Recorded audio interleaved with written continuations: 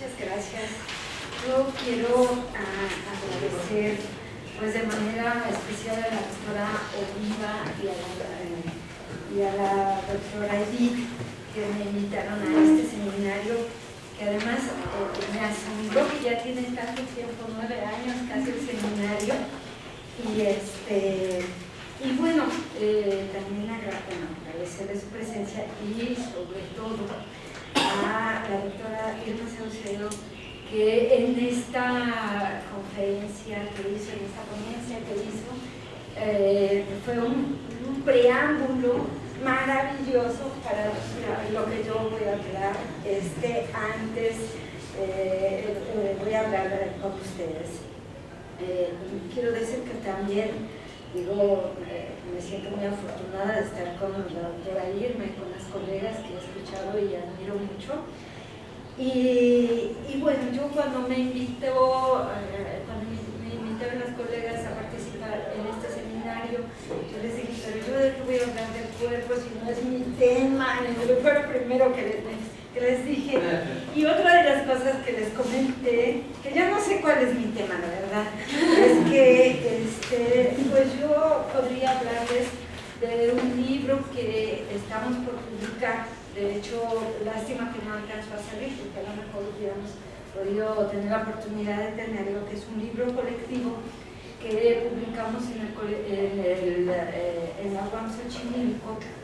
Está por salir, se detuvo por cuestiones, ya saben, de las universidades, logísticas, no sé cuánto, no sé qué, que se llama justo La ética de la investigación sobre violencia de género en México, y que bueno, espero que ya esté.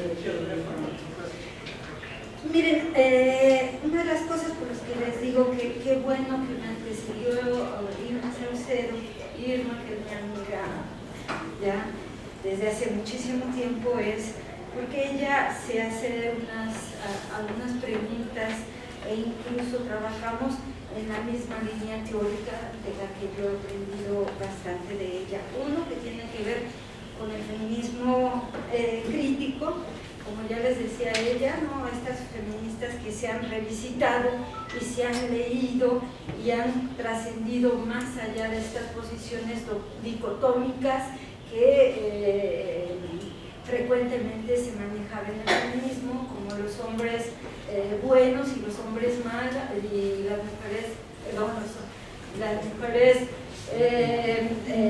buenas y los hombres malos, ¿no? Que se había trabajado básicamente en el tema de violencia y se sigue hablando de esto, ¿no? Y bueno, investigadoras como ya lo mencionó Rosy Braidotti, del feminismo crítico, la misma Judith Butler, que además anda por aquí, que dio la conferencia, que ha dado varias conferencias, etc. No voy a repetir eso. Yo trabajo más desde la teoría de la complejidad, Irma más desde la propuesta Foucaultiana, y yo, bueno, sobre todo desde las reflexiones que ha hecho Edgar Morin sobre la teoría de la complejidad, en esta idea de concebir el sujeto y el mundo como biosociocultural e histórico, en ese sentido que no haya una ruptura como el pensamiento occidental ha hecho con el conocimiento, que es lo biológico y lo social, ¿no? en esa idea. Otra cosa que me gustó mucho que platicaba Irma, una pregunta que se hace en otro contexto, pero es ¿para qué hacemos investigación? ¿no? Ella se decía, y justamente este libro parte de esta idea y conversaciones que hemos tenido con varias colegas, es ¿para qué hacemos investigación en el tema de violencia? ¿Para quién hacemos la investigación en el tema de violencia?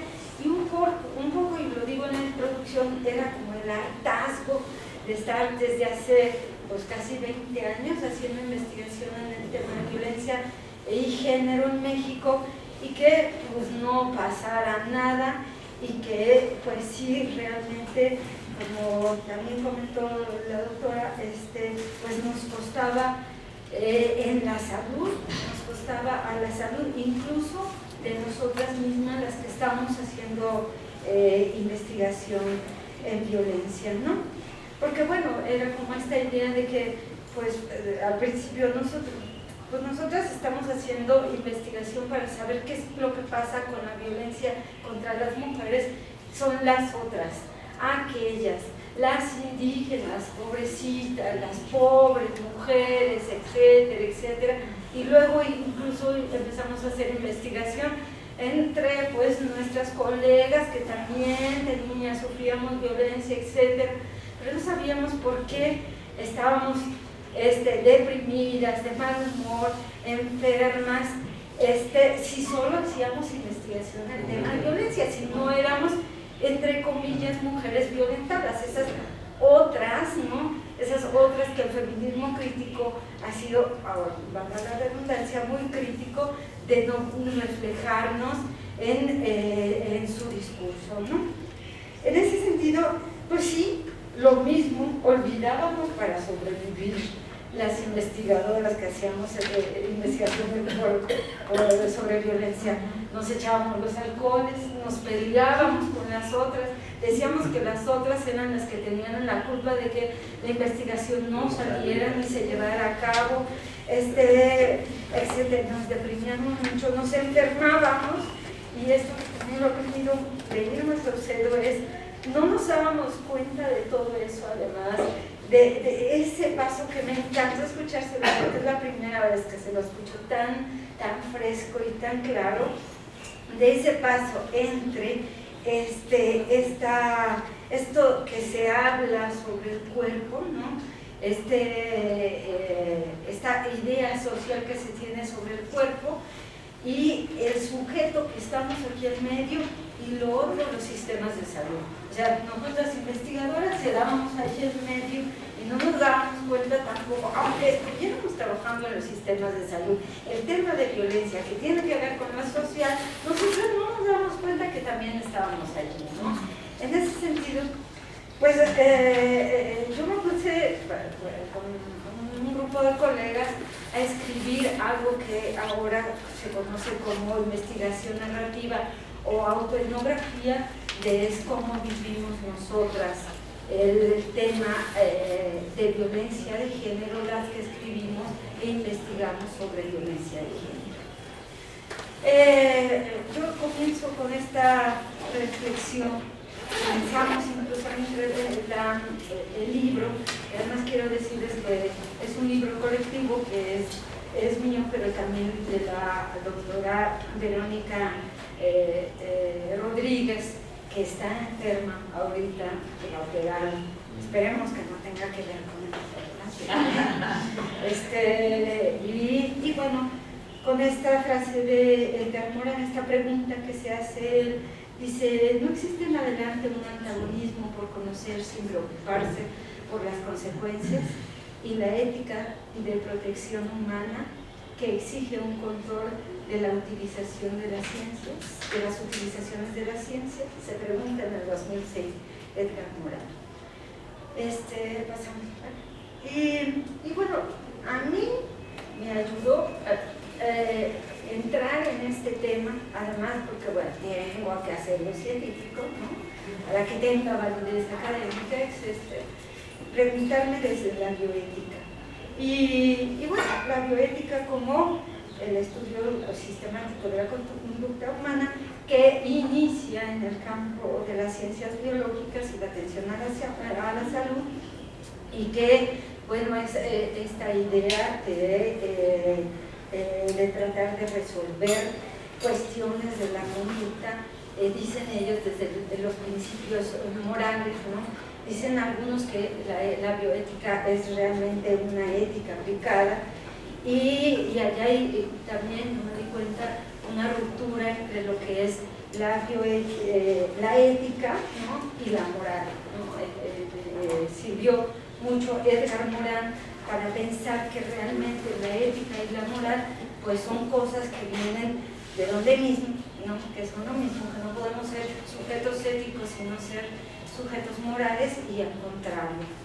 Y dice Edgar Morin que finalmente tenemos un problema en este momento como humanidad por cuestiones de ética y ligada a lo moral, ¿no?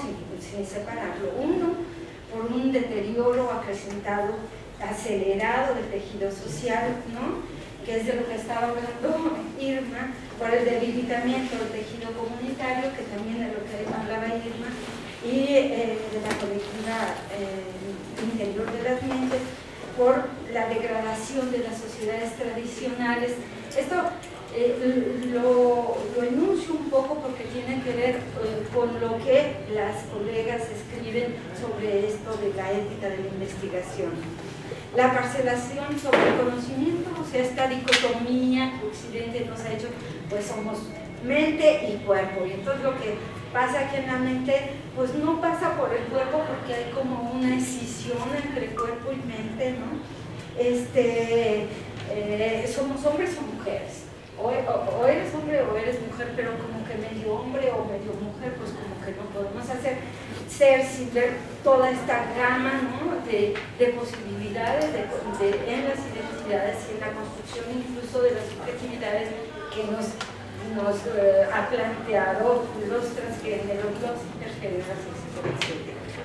El carácter cada vez más exterior y anónimo de la realidad en relación con el individuo, el superdesarrollo, dice él, egocéntrico en detrimento del principio altruista. La modernidad ha construido la posmodernidad, sujetos que están como pensando sobre sí mismos y todo el tiempo como analizándose en sí mismos.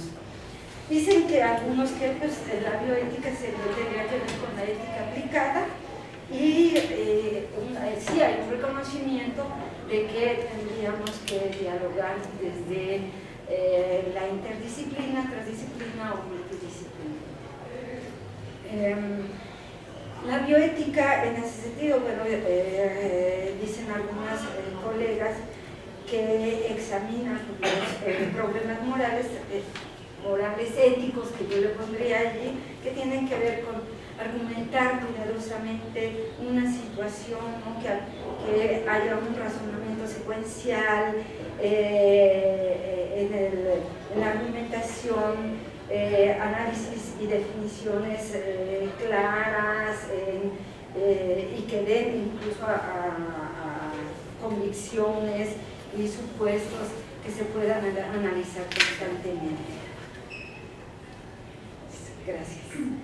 Hay algunos principios básicos de la bioética. Yo en realidad no les voy a hablar más que de pasada sobre este tema de la bioética, porque lo que más me gustaría hablarles es sobre el texto que hemos compilado. Unos principios básicos de la bioética que tienen que ver con la responsabilidad, ¿no? Sobre mí mismo, como incluso decía la doctora Irma Saucedo en el tema de violencia, es muy importante, ¿no? Bueno, esta idea de que antes teníamos las personas que trabajábamos en violencia y que algunas nos hemos alejado mucho de esto, pues se nos presentaba la mujer víctima de violencia o en situación de violencia, ya hablamos, ¿no? Y nosotros dábamos todo, hasta la vida, por esa mujer, y entonces la agarrábamos y no la llevábamos a la casa y la metíamos y la escondíamos del sujeto horrible, no sé cuánto y no sé qué. Y al rato estábamos tan estresadas y la mujer ya se ocupaba la casa también, y entonces ya no sabíamos cómo correrla, y entonces todas estas cosas que sí tienen que ver con la responsabilidad. Bueno, es un ejemplo, ¿no? Sobre nosotros mismos. Responsabilidad con las y los otros, con las personas, pero también con los animales, con el medio ambiente, etcétera, que bueno, también eso Edgar Morin trabaja muy bien, que dice que pues es que el sujeto, nos estamos viendo Occidente, se ve el sujeto Occidente, porque Oriente no lo hace tanto en sí mismo y no vemos que somos parte de la relación de un todo, ¿no? Un ejemplo en el tema de violencia, ¿no? De responsabilidad de las y los otros es esto de: tu marido te pega, denuncia, ve a denunciar. Sí, porque mira, no te debes de dejar, no te dejes, ¿no? Etcétera, etcétera. Y pues sí, la mujer va a denuncia y entonces le va peor, y sí, efectivamente, la ponemos más en riesgo, y etcétera, ¿no? Y bueno, con el entorno. Justicia más allá del contrato social, que firmamos, ¿no? Que con el Estado, que además ya ni sirve el contrato social en este momento, se está relajando el contrato social, pero también el sexual, que es interesante. Podríamos revisitar a esta Carol Smart, ¿no? Y bueno, autonomía, la capacidad de agencia de los sujetos tiene que ver con esta capacidad de qué es ser sujeto, qué es no ser sujeto, qué es lo que consideramos un sujeto aunque sea otro, ¿no? Y también tiene que ver con esto que hablaba la doctora Irma de la diferencia, ¿no? La diferencia con la y el otro, y las similitudes que sí también tenemos como seres humanos, que no lo podemos negar, que es la persona. Y esto es bien importante porque también tiene mucha relación con lo que hablaba Irma, bueno, ya somos muy cyborgs, ¿no? Yo que tengo una mamá que le operaron el ojo y ahora operaron el ojo y le pusieron una retina, ¿no? Y ahora le operaron la espalda y todo. Y mi mamá ya ve mejor que yo, camina mejor que yo, está mucho mejor que yo. Y digo, pues realmente, ¿hasta dónde? ¿no? Que lo natural, etcétera, etcétera. ¿Y qué tiene que ver con los derechos humanos? Que yo puedo cuestionar y cuestiono mucho el tema de derechos humanos como abogada, además, pero que además estamos viviendo la época de más derechos humanos. Hay que derechos humanos de primera generación, libertad, la vida, la justicia, ¿no? De segunda generación, educación, salud, alimentación, etcétera, o de tercera generación ahora ya todos los derechos sexuales y los derechos reproductivos, pero es el momento histórico que también más violaciones a los derechos hay, hablando globalizadamente, por decir algo, ¿no? Gracias. Ustedes, yo creo que la mayoría han escuchado estas temáticas de la bioética porque son temáticas que están en la vida cotidiana, no solo por una cuestión teórica, ¿no? Que tiene que ver con la relación médico-paciente. Este tema lo conversamos en algún momento, por ejemplo, en un seminario que estuve en Argentina, y lo comentamos con otras colegas que trabajan el tema de las cirugías en el cuerpo. Es una cirugía estética en el cuerpo. La doctora Elsa Muñiz lo escribió muy bien en su último libro, penúltimo. Una cirugía estética en el cuerpo te lleva a otra cirugía estética y a otra cirugía estética y a otra, porque nunca estás conforme con lo que eres, ¿no? Entonces, ¿hasta dónde los médicos pueden decir ya, ¿no? De cirugías? Ahora, por ejemplo, todo el tema trans, que si lo quiero decir, todo el tema trans, de pues sí, que se cambie de sexo y de género, o qué tanto podemos cambiar de sexo, pero no estamos cambiando de género, y si los hombres siguen siendo hombres, aunque sean trans o mujeres, etcétera, etcétera.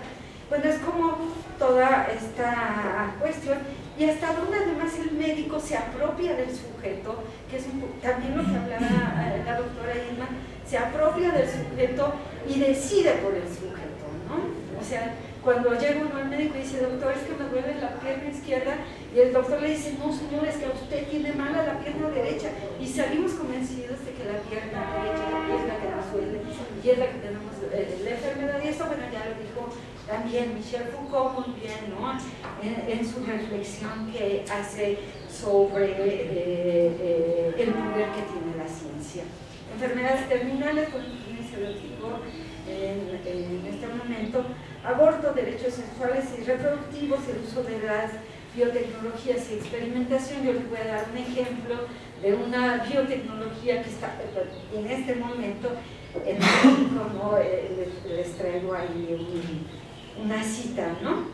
la relación países pobres, países ricos. Ustedes saben que finalmente hacen toda la experimentación estas grandes farmacéuticas de las que hablaba, esta gran industria de la que hablaba Irma también, ¿no? Hace experimentación en donde, en los países pobres. Por eso esta enfermedad, que no sé de dónde se la inventaron, todas las enfermedades que hay en África o en otros países. Bueno, aquí se probó el primer método anticonceptivo, si no es que me equivoco. Aquí se lo inventaron.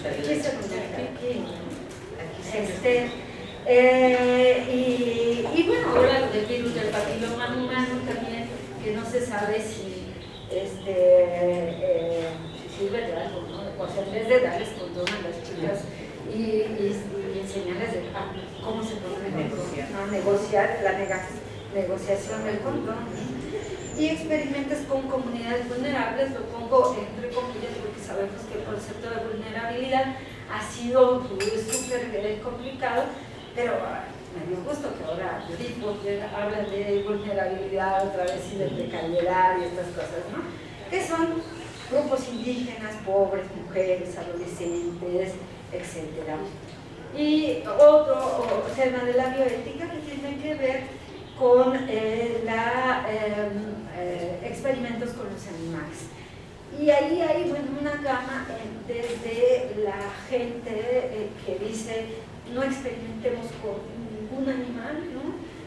Ni siquiera con las ratitas de laboratorio ya, y tienen un movimiento muy fuerte en contra de que se experimente con las ratas del laboratorio, hasta aquellos que dicen, bueno, es que si no experimentamos con los grupos humanos, pues no vamos a tener el avance científico que queremos tener en la ciencia.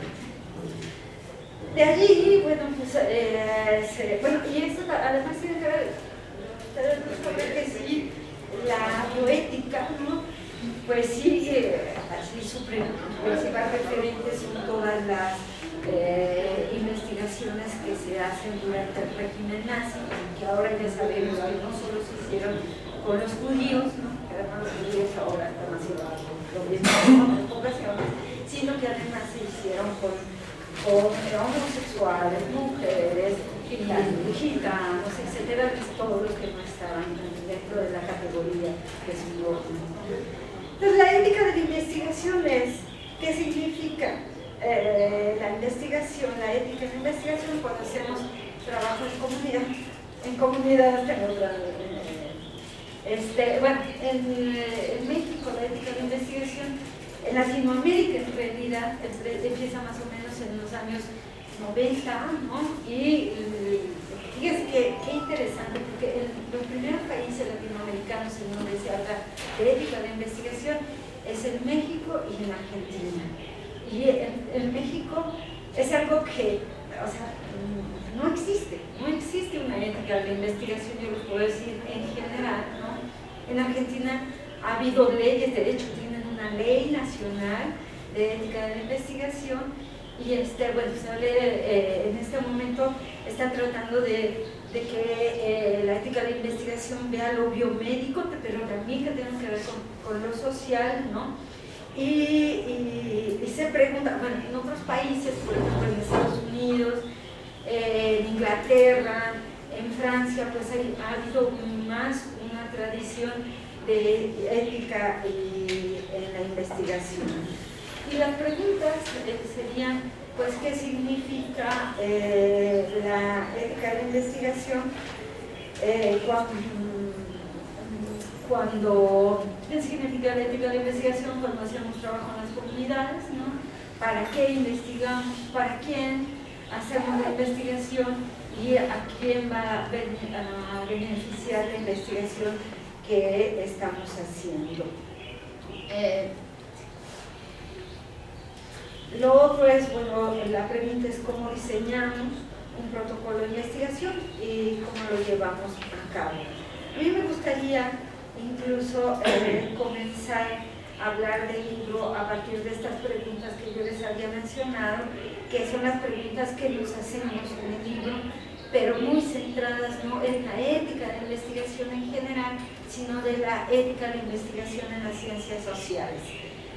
¿para qué investigamos? Y nosotros nos preguntamos, como decía la doctora Irma Saucedo, ¿ha habido una tradición de hacer investigación en violencia y género desde hace muchísimo tiempo? O sea, hace años que se está haciendo investigación en el tema. Ya sabemos que hay investigación cuantitativa y como ella misma refiere todo el tiempo, ya sabemos cuántas mujeres le pegan, en dónde le pegan, cómo le pegan, por qué les pegan, etcétera, etcétera, ¿no? Y seguimos haciendo investigación, seguimos haciendo este tipo de investigación cuantitativa, que además es carísima, que ya podríamos haber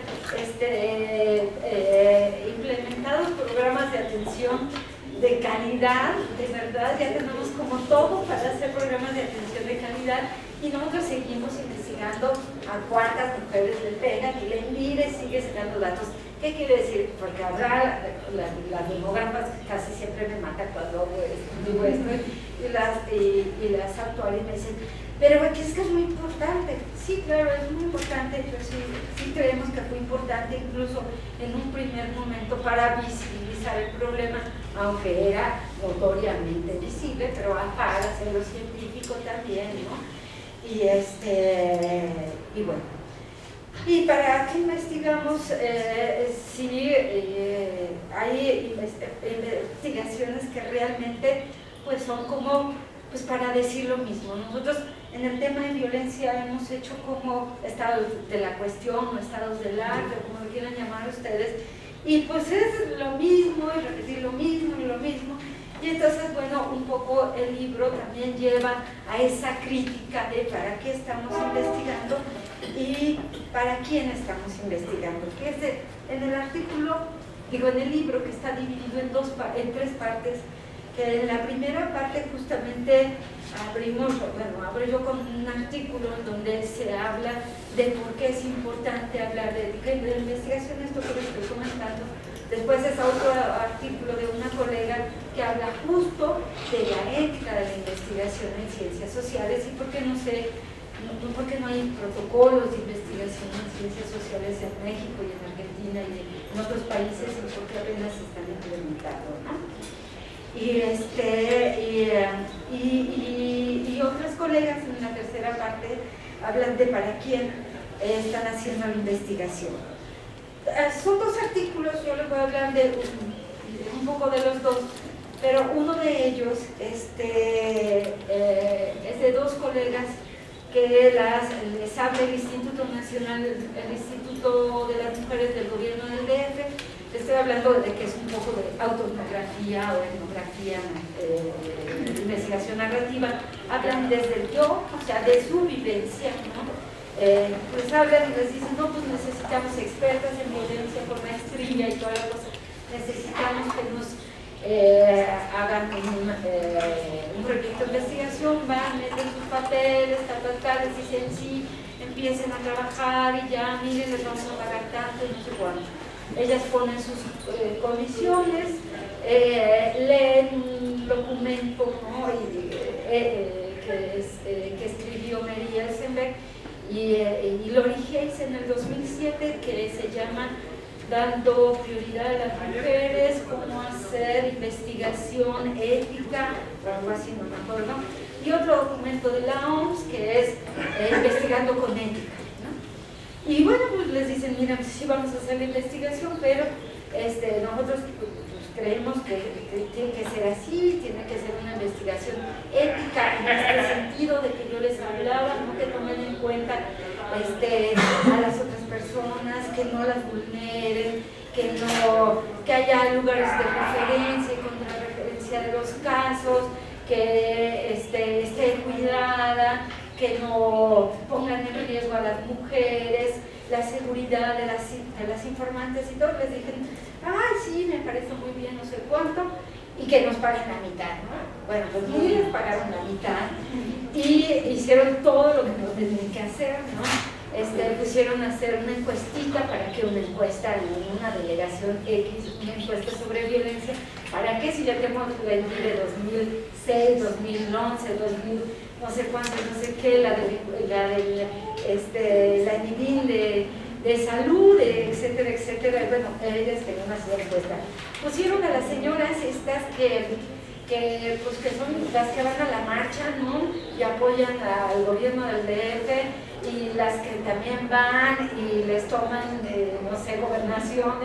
Esas mismas hicieron la encuesta, ¿no? Porque les dije, pues capacítenlas, ellas son muy buenas, son bien listas. Entonces, pues nada, ellos comentan pues que trataron de capacitar. Sí, ahí hay críticas también para las colegas que ellas mismas se hacen, de decir, ¿por qué seguimos allí? Es como las mujeres maltratadas, ¿no? Si nos están maltratando y nosotras seguimos. Y ellas mismas dicen, nosotras investigadoras, expertas en el tema de violencia, nos sentimos pues también maltratadas, igual que las mujeres, pero no nos salimos de ahí estamos. Y eran los mismos argumentos, es que pues tenemos que vivir de algo, y entonces ya nos quedaron de que nos iban a pagar, etc. Otro caso que se habla en el texto, que tiene que ver con esto de para quién es la investigación, ¿no? Y qué beneficia a las mujeres participantes, es una investigación, sale una convocatoria de la OMS, de una de las agencias de la OMS, de la PNUD, para trabajar un proyecto de investigación en comunidades rurales e indígenas, muy grande, creo que son 3 o 4 comunidades rurales e indígenas, y las colegas dicen, no, pues vamos a meter la solicitud, la ganan, ¿no? Ellas ganan no solicitud, se llama el concurso, pues lo ganan. Y nada, lo primero que ellas relatan son relatos autoetnográficos. Llegamos y nos dicen, no, ustedes ganaron, miren, aquí hay un protocolo para hacer la investigación, es una agencia de la ONU, pero les vamos a mandar, esto hace poquito, en el 2011, más o menos, 12 creo, les vamos a mandar una carta entre comillas, con un consentimiento, pero no consentimiento, porque eso es otra cosa que voy a decir, donde ustedes eximan de responsabilidad a la ONU, ¿no? A la ONU, al PNUD. Ustedes van a hacer la investigación, pero si les pasa algo, nosotros no tenemos nada que ver en el asunto, ¿no? Y entonces ellos dijeron, pero ¿cómo? Pero si eso pues, no, legalmente no es aceptado. No, ese es algo, un consenso internacional, porque además su país es un país que está en riesgo. Peligroso. Es peligroso, no sé cuánto.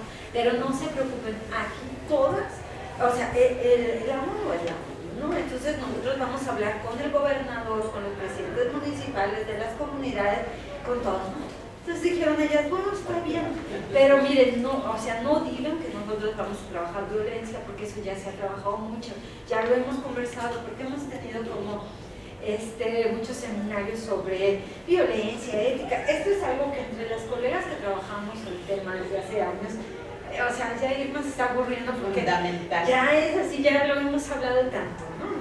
Entonces, bueno, llegan al primer estado, creo que es Oaxaca, el gobernador y el secretario del Distrito de las Mujeres ni está para recibirlos, andan muy ocupados, no sé cuánto, no sé qué, pues entonces se van a lo local, y entonces en lo local tampoco nadie sabe nada, tienen que trasladarse y lo cuentan bien bonito, ¿no? Como, bueno, bien bonito lo cuenta, pero el tema fue feo porque se trasladan pues, de Oaxaca a un pueblo ahí en remoto que son como 4 horas en la montaña, ¿no? No sé cuánto. Y entonces ellas dos jóvenes, bueno, que tienen que viejas lo mismo. Y entonces empieza el chofer a decirles, pero ustedes ¿por qué tan bonitas? ¿Qué andan haciendo por acá? Miren. Y ellas así, pero además sabiendo todo lo que pasa, porque en el tema de violencia uno pues se entera de tanta cosa, como dice mi amiga Irma. Yo pienso que no va a haber un caso peor y hay, ¿no? Como también comentamos, es como el libro de Saramago, del ensayo sobre la ceguera, que va más y más y más y más, ¿no? Entonces, ellas, bueno, total, llegan a la comunidad. Pues lo primero es que estaban ya esperándolas y dijeron, ay, bueno, hasta que nos esperan, ¿verdad? Pues no, era una asamblea con las autoridades comunitarias, que son como 10 en las comunidades esa región de Oaxaca para decirles que no podían hacer una investigación sobre violencia con mujeres, porque allí las mujeres no son maltratadas y que no se saben de dónde sacaron, porque aquí las mujeres las tratan muy bien. Entonces ellas dicen, pero ¿quién les dijo que nosotras íbamos a hacer? Si fue lo primero que les dijimos que era una cuestión ética, era un principio ético, ¿no? Bueno, ¿cómo diseñamos un protocolo y cómo lo llevamos a cabo?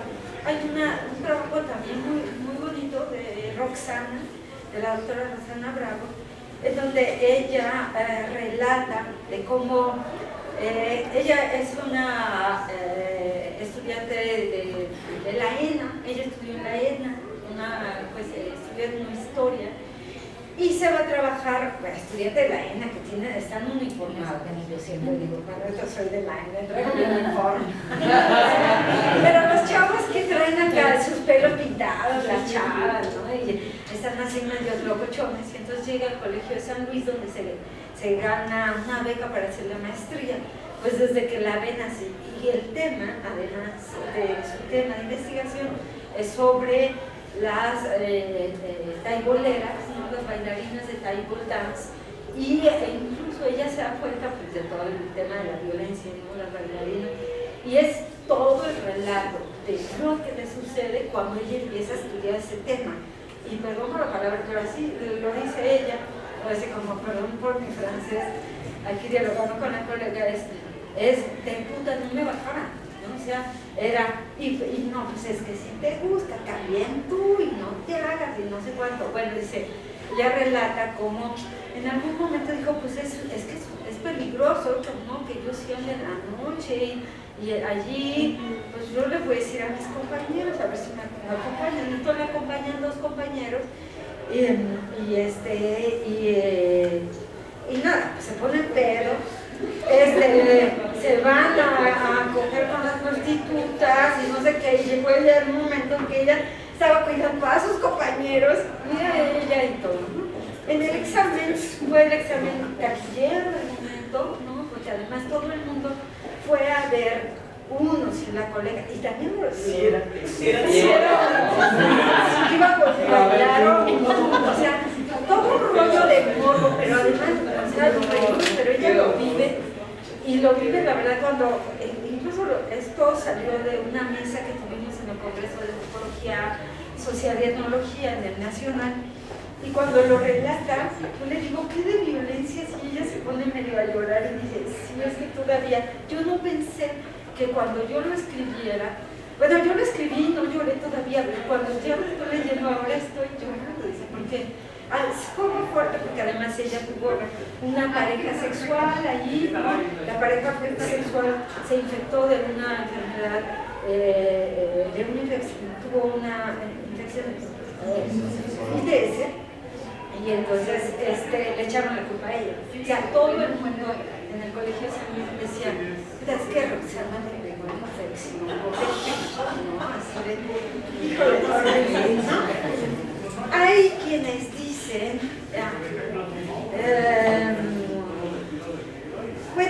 ¿hasta dónde nos comprometemos con las informantes? Incluso hay colegas también que han dicho, en el caso de una colega colombiana que hace una investigación sobre ética de la investigación en violencia de género, también ella dice, pues hagamos lo que hagamos, de verdad es bien complicado, y más en situaciones de violencia de Estado como la que vivimos en Colombia, y que yo por eso pienso que vivimos una situación de violencia de Estado constante, de una situación de guerra. Cuando yo decía esto en el Cono Sur me decían, ¿cómo puede ser? México no vive una situación de violencia de Estado, para nosotros la violencia de Estado es otra cosa. Y ya cuando vienen las colegas y dicen, no, pues sí, la verdad es que sí está bastante complicado en México. Y ella dice, pues podemos sí apelar mucho a las normas éticas, qué bueno, etcétera, pero pues sí es complicado.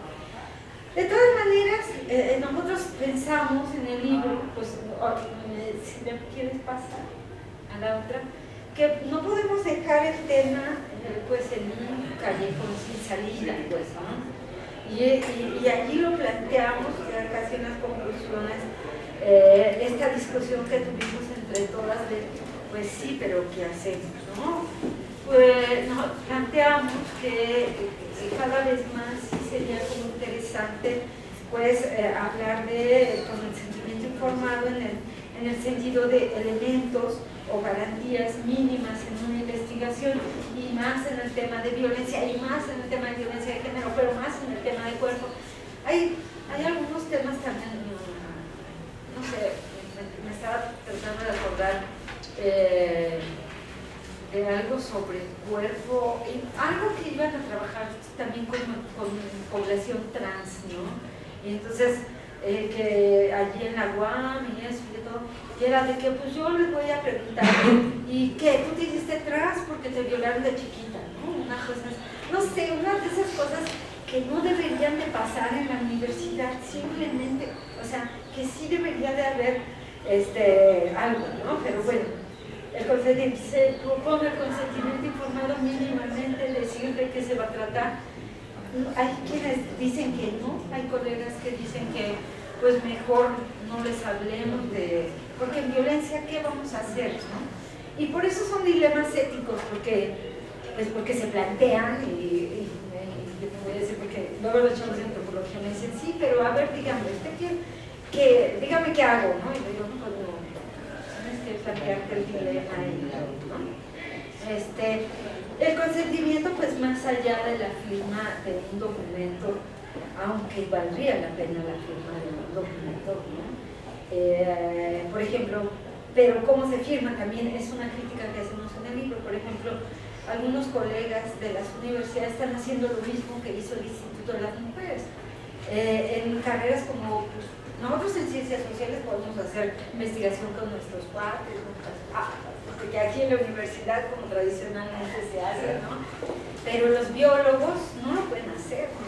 Entonces, ¿qué tanto se comprometen las instituciones académicas? Que es a lo que yo realmente nos lleva este libro, sobre todo las académicas, ¿qué tanto se comprometen y cómo podemos hacer los que estamos haciendo investigación como para impulsar políticas académicas que tienen que ver con investigaciones éticas y que no salgan así nada más? Bueno, es un problema, pero bueno, hacer investigación por hacer investigación. Miren, hay una investigación que yo siempre menciono que es en la UAM, un chavo estaba haciendo una investigación de doctorado sobre las páginas pornográficas en internet, ¿no? La pederastia y páginas pornográficas por internet. Y en algún momento mis alumnas de la maestría de estudios, de doctorado de estudios de la mujer, de la línea, me dijeron, ¿tú crees? Además nosotros le dijimos, oye, no, o sea, eso no puede ser, tiene que haber un mínimo de ética. Si te encuentras a alguien allí, ¿no? Y tú lo identificas y todo, vas a denunciar, ¿no? Y entonces el profesor le dijo, a ver, él está haciendo investigación, a él no le compete el tema de la denuncia, ¿no? La denuncia le compete a otras personas. Entonces mis alumnas feministas se pararon de pestañas y dijeron, no, ¿cómo puede ser posible? Y bueno, hubo como una discusión que realmente trascendió bastante.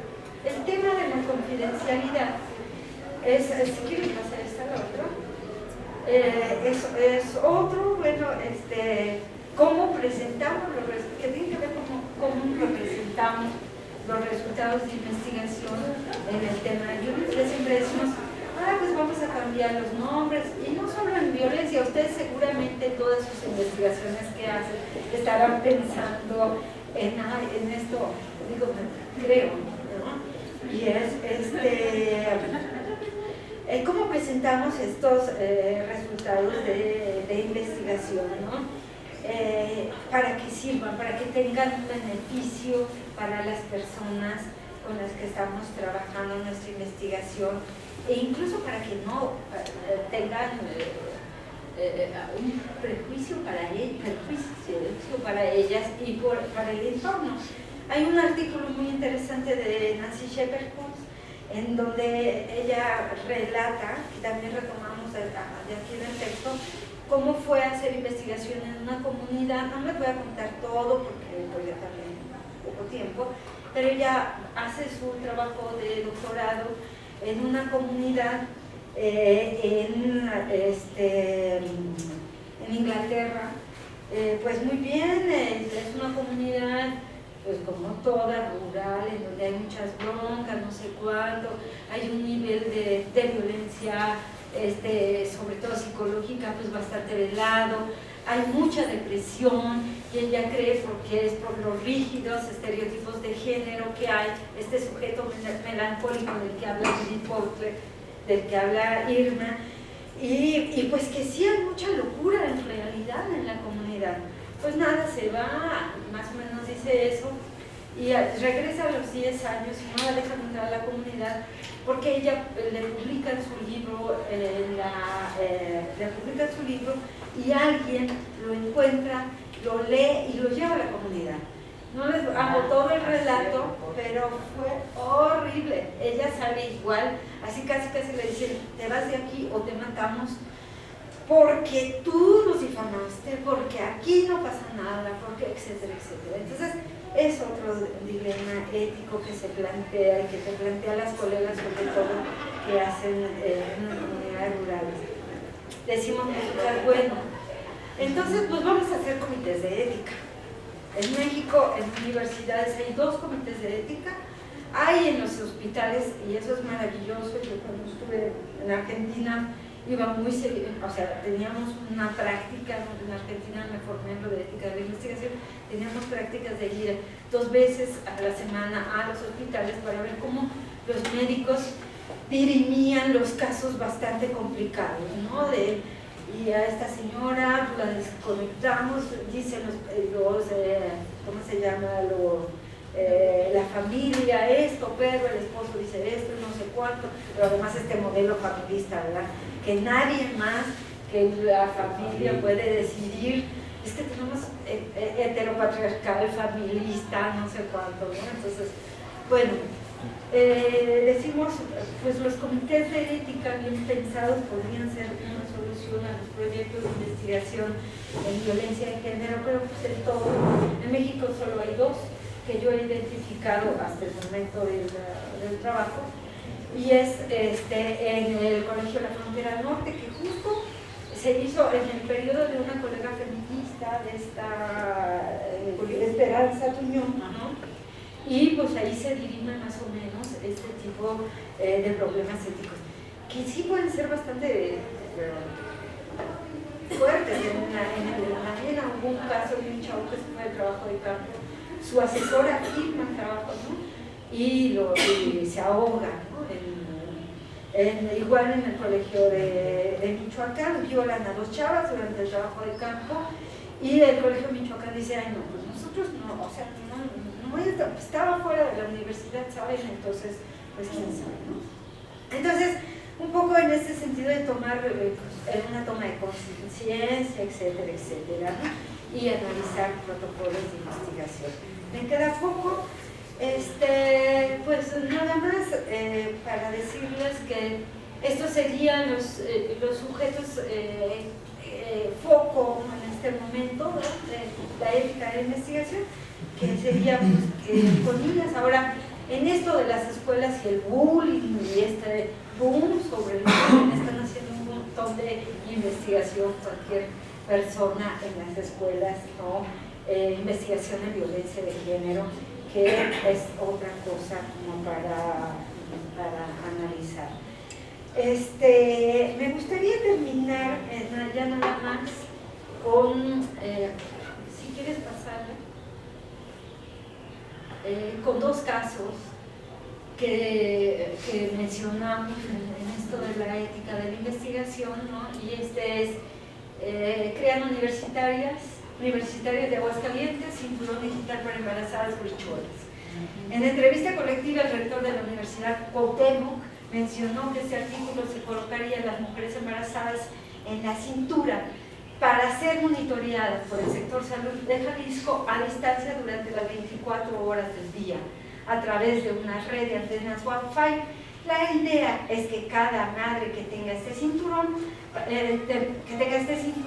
para medir los signos vitales del bebé, y esto va por Wi-Fi a una central, y los médicos pueden tener la información de cómo va el niño. Y las madres con este proyecto están participando en un concurso convocado por la Comunidad Económica Europea, misma que ofrece una bolsa de 1 millón de euros para este tipo de trabajos. Esto es del 2013. Y el último es un caso que todavía no se ha resuelto. De hecho, yo hablaba con la gente y dice Durbin Ramírez Díaz, bióloga de 34 años y madre de 2 pequeños, fue encontrada sin vida el 31 de agosto del 2012 en un camino hacia la comunidad de La Pila, municipio de Tlacotalpa, Tabasco, fronterizo con Chiapas. Durbin se desempeñaba como técnica académica y era esposa de un profesor de la Universidad Intercultural del estado de Tabasco. La última vez que se le vio con vida realizaba trabajo de campo, y es un pronunciamiento de la región. Y bueno, estos son nada más 2 ejemplos de casos. En el libro pues podemos encontrar más. No se los estoy vendiendo, pero bueno, muchas gracias.